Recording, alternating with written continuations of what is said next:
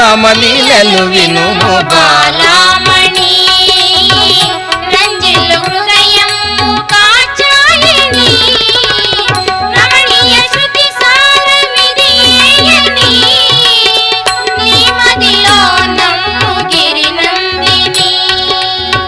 శరభంగముని దివ్య రూపమునా సనియను వైకుంఠపురమందున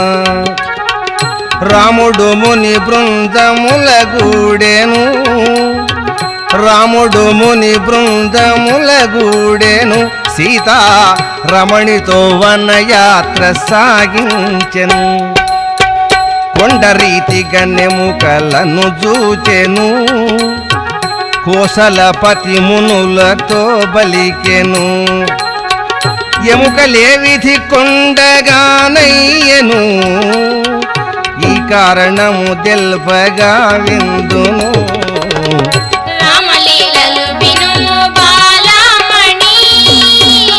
రంజిల్లు హృదయము కాచాయని రమణీయ శృతి సారమిదియేయని నీ మదిలో నమ్ము గిరినందిని మునులు రాముని ప్రశ్న నాలించిది పూర్వోత్తర వివరమును దెల్పిరి నీరాకకు మునుల రణ్యమున నీరాకకు మునుల రణ్యమున నీ దర్శనము సేయగా నిలచిన నీచ ధనుజులు చేరి బరి మార్చుచు నిండారగ రక్తములు ద్రావుచు వారి మాంసము దినిరి కడు పారగా పారవేసిది ఎముకలి రాశిగా రామలీలలు వినుము బాలామణి రంజిల్లు హృదయము కాచాయని రమణీయ శృతి సారమిదియేయని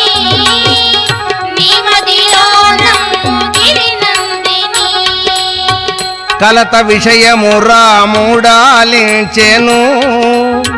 కంటి నీరున్న శపథమును చేసెను ఈ ధరణిని దానవుల తెగటార్తును ఈ ధనువు చేకొని ప్రతిన నెరవేర్తును మునులు రాముని చాలా స్తుతించిది ముదమున ఆతిథ్యమును ఇచ్చిది రాముడు ఋషి వాటికలు దిరుగగా రమణి సీతాదేవితో నడవగా